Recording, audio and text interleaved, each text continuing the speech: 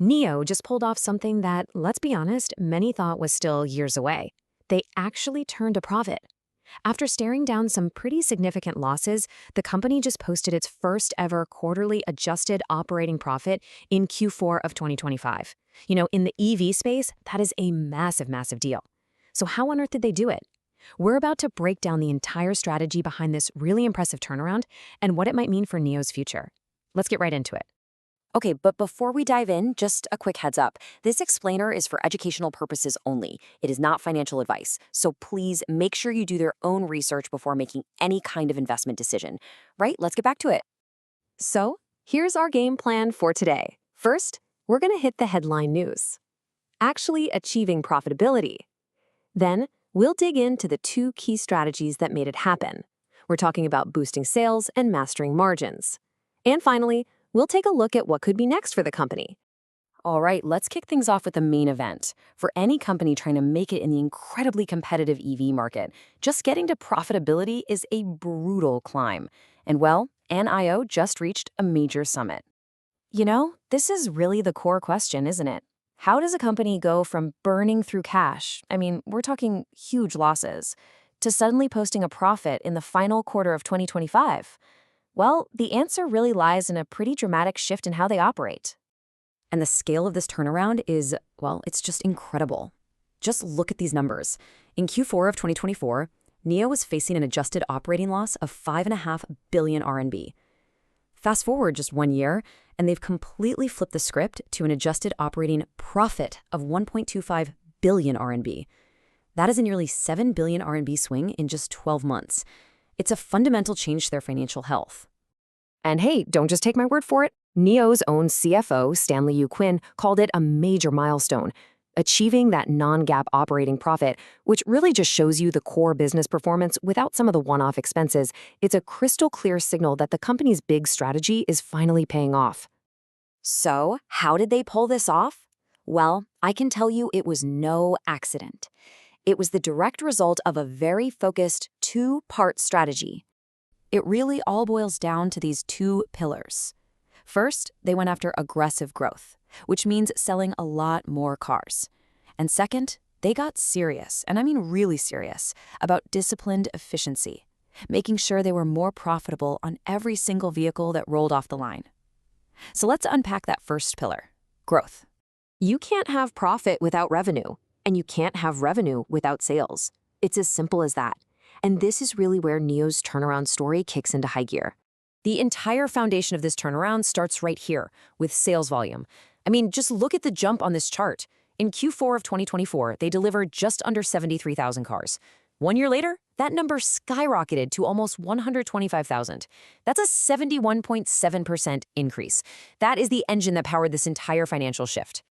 And this surge in sales wasn't just a fluke with one-hit car. Their whole multi-brand strategy is firing on all cylinders. You've got the premium NIO brand, their family-focused Envo brand, and even their high-end small car brand, Firefly. All of them, every single one, hit record delivery numbers. It's proof that their strategy of targeting different parts of the market is absolutely working. And at the end of the day, more cars sold means more cash in the bank. All those record deliveries translated directly into this number, 34.65 billion RMB in revenue for the quarter. That is up a staggering 75.9% from the year before. But, explosive sales are only half the story. See, to actually get to profitability, you have to be efficient. And that brings us to the second pillar of NIO's success, mastering their margins. They didn't just sell more cars. They made more profit on every single car they sold. Now, this number right here, this might be just as important as the sales growth.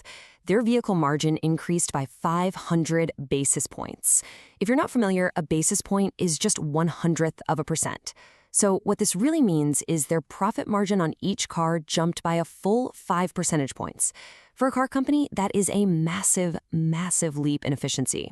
This table lays it all out perfectly. Just look at that highlighted line for vehicle margin. It went from 13.1% all the way up to 18.1% in just 1 year. That 5-point jump is what really pushed their overall gross margin up and shows a much, much more profitable operation. So where did all that new efficiency come from?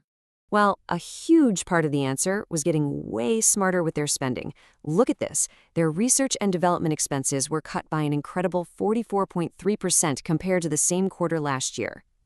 And these weren't just random panicked cuts. No, this was a strategic tightening of the belt.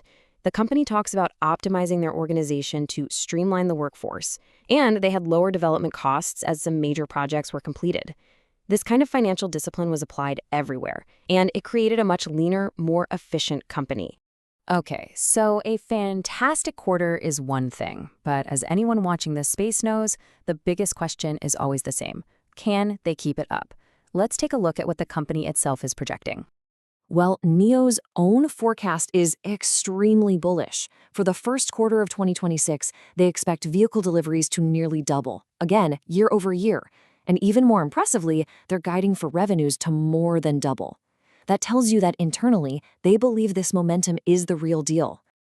And beyond just the financial projections, they're making some really strategic moves for the long haul. They're pouring over 2 billion RMB into their in-house chip company to get control of their supply chain. They're tying the CEO's compensation to performance, and they're consolidating control over their main Chinese operations. These are not the moves of a company just thinking about the next quarter. This is about building a business that lasts. And all of that brings us to the big final question.